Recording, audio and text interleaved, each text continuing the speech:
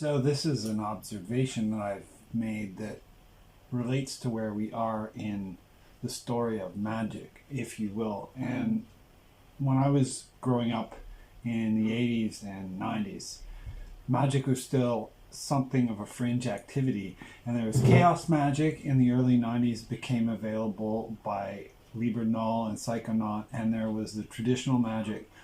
And there was stuff going on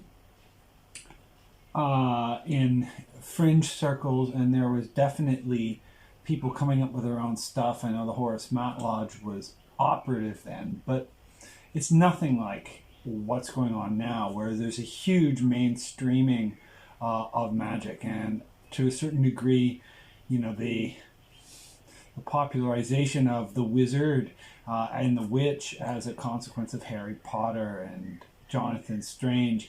This stuff has all hit this kind of brilliant, perfect storm, and here we are all in COVID-19. The world is shifting its parameters, and we've got about a decade, maybe 2 decades in this swell, I would say, this concatenation of magics. And so what's going on in all this?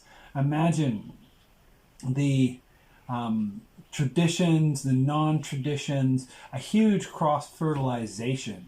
And so I'm really happy when I see people taking the kind of DIY approach out of, say, chaos magic, and then cross-fertilizing different paradigms, cross-fertilizing, not just using chaos magic to be like, oh, I'll get results, cross-fertilizing paradigms, building a magical interlanguage. Imagine if in the next 10 years we hit this whole new level where systems like Quaria and like David Chimes Smith's Kabbalistic systems, that all these amazing systems that are now available started to communicate.